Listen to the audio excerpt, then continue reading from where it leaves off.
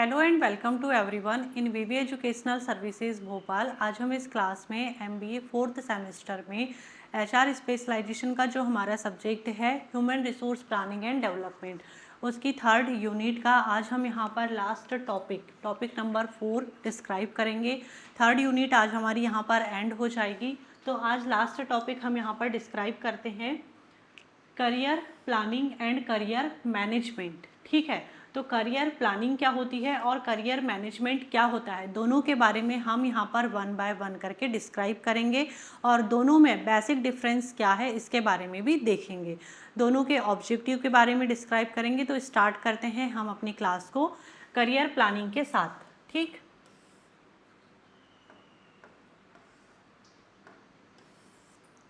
Career planning क्या होती है, जिसे हिंदी में कहा जाता है करियर नियोजन। प्लानिंग मतलब नियोजन। ठीक है, तो करियर प्लानिंग क्या होती है? Career planning is the process of identifying career goal and preparing a plan to achieve those goals. मतलब देखो, करियर प्लानिंग क्या है? करियर प्लानिंग एक ऐसी प्रोसेस है जिसमें जो व्यक्ति है या जो भी पर्सन है वो अपने फ्यूचर के करियर लक्ष्यों, मतलब यहाँ पर करियर गोल को निर्धारित करता है और उन्हें प्राप्त करने की योजना बनाता है। ठीक, करियर प्लानिंग क्या है? करियर प्लानिंग एक ऐसी प्रोसेस होती है जिसमें कोई भी पर्सन यहाँ पर उसको करियर में क्या करना है, मतलब करियर का क्या गोल है उसको निर्धारित करता है और उसको कैसे अचीव करना है इसकी भी प्लानिंग करता है।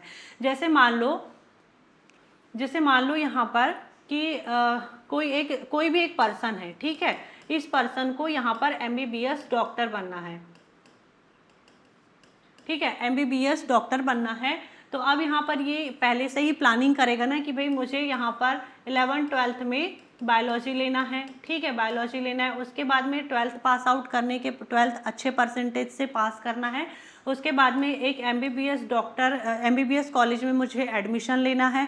पूरी डिग्री कंप्लीट करने के बाद में फिर मुझे यहाँ पर मतलब जो भी इसका प्लान था, करियर प्लान था तो या करियर गोल था, उसको ये अचीव कर पाएगा। अगर मान लो कि इसने यहाँ पर पहले कोई प्लान नहीं बनाया है, कुछ नहीं, और बाद में फिर जा कर के सोचे ग्रेजुएशन होने के बाद में या अपनी कॉलेज लाइफ में सोचे कि भाई मुझे एमबीबीएस डॉक्टर बनना है, तो ऐसा नहीं होता है। करियर का जो गोल है उसको करियर का गोल पहले ही डिसाइड करना पड़ता है और उसको कैसे अचीव करना है इसकी भी प्लानिंग पहले ही करनी पड़ती है। तो इसी को कहा जाता है करियर प्लानिंग। जैसे यहाँ एक एग्जाम्पल में लिखा है, a sales executive plan to become a sales manager in the next 5 years and identify the skills and qualifications need। मतलब देखो, एक सेल्स एग्जीक्यूटिव है, अगले 5 सालों में उसे सेल्स मैनेजर बनना है। सेल्स एग्जीक्यूटिव को अगले 5 सालों में क्या बनना है? सेल्स मैनेजर बनना है। तो इसकी वो क्या करता है? प्लानिंग बनाता है। तो उसके लिए उसको कौन कौन से स्किल्स चाहिए और क्वालिफिकेशंस चाहिए उसकी वो पहचान करेगा और उसी हिसाब से फिर वो वर्क करेगा। तो यहाँ पर इस तरीके से वो अपने करियर के गोल को अचीव कर लेता है। तो यहाँ पर कोई भी पर्सन जो अपने करियर के गोल को पहले ही डिसाइड कर लेता है और उसको फिर अचीव कैसे करना है उसके लिए वो काम करता है, तो उसी को करियर प्लानिंग कहा जाता है। ठीक, आगे देखते हैं इसमें इसके ऑब्जेक्टिव के बारे में। अब देखो, करियर प्लानिंग के क्या ऑब्जेक्टिव होते हैं। करियर प्लानिंग के ऑब्जेक्टिव है, objective of career planning to set clear career गोल।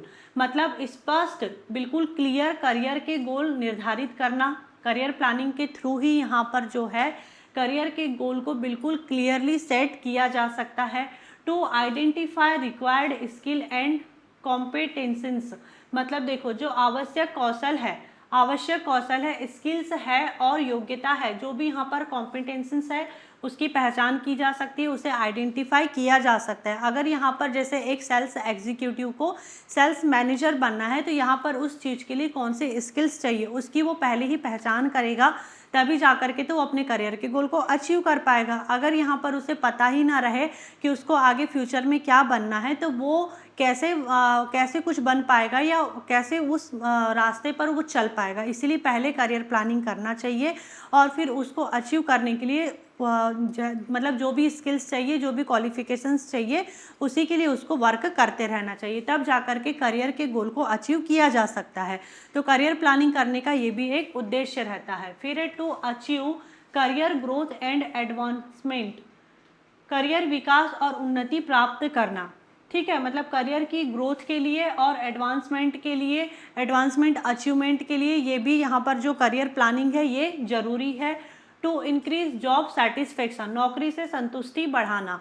अब देखो जैसे किसी को ये लगता है कि भाई मुझे MBBS डॉक्टर बनना है, मुझे टीचर बनना है या मुझे इंजीनियर बनना है, अगर वो यहाँ पर किसी को मान लो कि इंजीनियर बनना है, वो डॉक्टर बन जाए, जिसको डॉक्टर बनना है वो टीचर बन जाए, तो क्या वो अपनी जॉब से सेटिस्फाइड रहेगा क्या? नहीं। इसलिए पहले से ही आप करियर की प्लानिंग करिए कि आपको क्या बनना है और फिर उसी के लिए आप वर्क करते रहिए, तो जॉब से सेटिस्फाइड भी रहेंगे।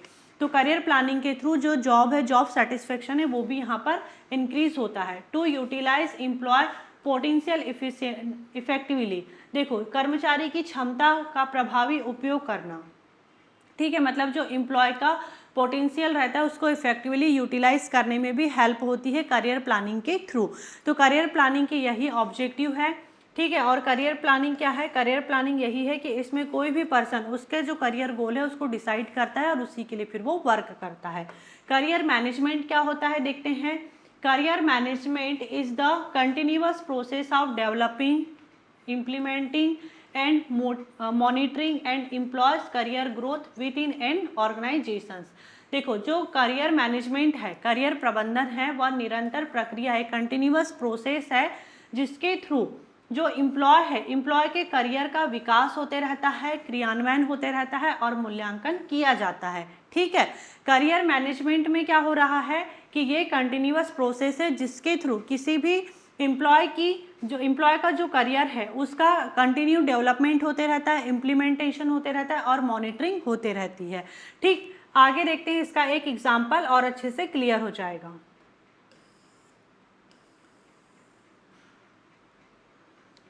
देखो जो इसका एग्जाम्पल दिया हुआ है, मान लो किसी भी ऑर्गेनाइजेशन में जो एम्प्लॉय है, एम्प्लॉय को उसके करियर के जो करियर गोल है उस तक पहुंचाने के लिए, ठीक है, उस तक पहुंचाने के लिए उसे यहाँ पर जो ट्रेनिंग दी जाती है, मॉनिटरिंग की जाती है, परफॉर्मेंस का फीडबैक दिया जाता है और प्रमोशन में हेल्प की जाती है, ठीक, ताकि वो अपने गोल को अचीव कर सके। जैसे कि जो सेल्स एग्जीक्यूटिव था उसको सेल्स मैनेजर बनना था, तो उसके पास में उसने तो यहाँ पर पहले सोच लिया कि भाई हाँ ठीक है, मैं सेल्स एग्जीक्यूटिव हूँ, मुझे सेल्स मैनेजर बनना है। उसने यहाँ पर प्लानिंग कर ली, जो भी उसका करियर गोल था उसको उसने डिसाइड कर लिया, ठीक। उसके बाद में उसने जो भी स्किल्स चाहिए थे, क्वालिफिकेशंस चाहिए थे, वो भी उसने यहाँ पर अपने पास अचीव करके रखा है। लेकिन आगे अब यहाँ पर उसको अगर सेल्स एग्जीक्यूटिव से प्रमोशन ना मिले या अगर उसके जो वर्क है, परफॉर्मेंस है, उसको मॉनिटरिंग ना किया जाए, उसको उसका जो भी मतलब कहना चाहिए कि उसको डेवलपिंग के चांसेस ना मिले, करियर डेवलपिंग के चांसेस ना मिले, तो वो सेल्स मैनेजर तक की पोस्ट पर नहीं पहुंच पाएगा। तो करियर प्लानिंग में सिर्फ वो यहाँ पर प्लान करता है कि उसको क्या बनना है और उसके लिए उसको क्या स्किल्स और क्वालिफिकेशंस चाहिए। लेकिन करियर मैनेजमेंट में क्या होता है कि उसका जो करियर गोल है उस तक उसको पहुंचाने के लिए यहाँ पर कंटिन्यू उसको ट्रेनिंग दी जाती है, मॉनिटरिंग की जाती है, परफॉर्मेंस फीडबैक लिया जाता है और प्रमोशन दिया जाता है, ताकि उसने जो सोचा है उस तक वो पहुंच सके, सेल्स एग्जीक्यूटिव से सेल्स मैनेजर तक वो पहुंच सके, ठीक है। तो इसके लिए यहाँ पर उसके पास स्किल्स है, नॉलेज तो है, लेकिन उसको ट्रेनिंग देना जरूरी है, उसका मॉनिटरिंग करना भी जरूरी है, उसका जो परफॉर्मेंस है उसका फीडबैक लेना भी जरूरी है और प्रमोशन देना भी जरूरी है, तभी तो जाकर के वो उसका जो करियर गोल है उस तक वो पहुंच पाएगा। तो दोनों में बहुत ही छोटा सा अंतर है, आगे इसको और अच्छे से डिस्क्राइब करेंगे। अभी देखते हैं अब आगे इसमें इसके ऑब्जेक्टिव। करियर मैनेजमेंट के objective, to develop employ skills and abilities, मतलब एम्प्लॉय की जो स्किल और एबिलिटी है उसको डेवलप करने में हेल्प करता है। क्यों? क्योंकि यहाँ पर एम्प्लॉय को ट्रेनिंग दी जा रही है, मॉनिटरिंग की जा रही है, उसका परफॉर्मेंस का फीडबैक लिया जा रहा है, सारी चीज़ें हो रही, तो ऑब्वियसली जो उसकी स्किल्स और एबिलिटी है एम्प्लॉय की उसमें डेवलपमेंट होगा ही। To support career growth and promotions, मतलब जो करियर की ग्रोथ है, एम्प्लॉय का जो करियर ग्रोथ है और उसका जो प्रमोशन है उसमें ये हेल्प करता है, सपोर्ट करता है, ठीक। टू इम्प्रूव एम्प्लॉय रिटेंशन, मतलब एम्प्लॉय के रिटेंशन में भी ये हेल्प करता है।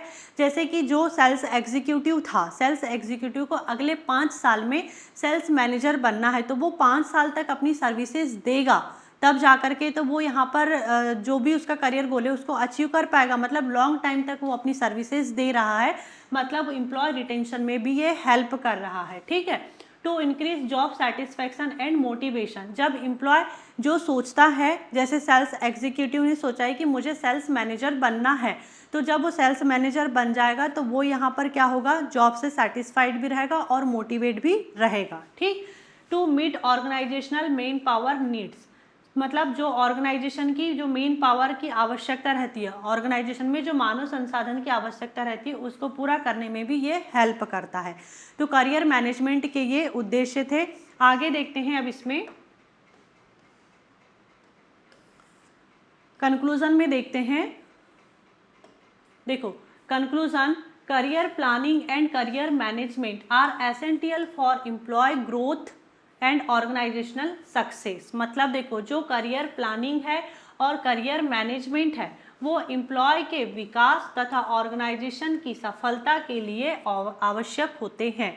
Career planning sets career goal, मतलब देखो जो करियर प्लानिंग है वो करियर लक्ष्यों को निर्धारित करती है। जो करियर प्लानिंग है वो सिर्फ करियर के गोल को डिसाइड करने का काम करती है, जबकि जो करियर मैनेजमेंट है, करियर मैनेजमेंट उन लक्ष्यों को प्राप्त करने और बनाए रखने में सहायता करता है। दोनों में यही थोड़ा सा बिल्कुल डिफरेंस है। एक बार फिर से देखते हैं। करियर प्लानिंग यह तय करता है कि आप क्या बनना चाहते हैं, आप डॉक्टर बनना चाहते हैं, टीचर बनना चाहते हैं, इंजीनियर बनना चाहते हैं या सेल्स मैनेजर बनना चाहते हैं, आपने सिर्फ ये सोचा है, प्लान किया है। जबकि करियर मैनेजमेंट में क्या होता है, ये डिसाइड करता है कि आप उस लक्ष्य को कैसे प्राप्त करेंगे। आपको ट्रेनिंग दी जाएगी, आपको इसमें आपके मतलब परफॉर्मेंस का फीडबैक लिया जाएगा, प्रमोशन दिया जाएगा, मॉनिटरिंग की जाएगी, तो कैसे प्राप्त करेंगे और उसमें आगे कैसे बढ़ेंगे इस चीज़ को डिसाइड किया जाता है। दोनों में बहुत ही छोटा सा डिफरेंस है। तो जो हमारा टॉपिक है बहुत इजी टॉपिक है, लेकिन बिल्कुल छोटा सा डिफरेंसेस है, इसलिए याद रखने में हो सकता है कि थोड़ी सी प्रॉब्लम जाए, बट हमने इजी वे में समझाने की कोशिश किए हैं। I hope this topic is clear and thank you for watching this video.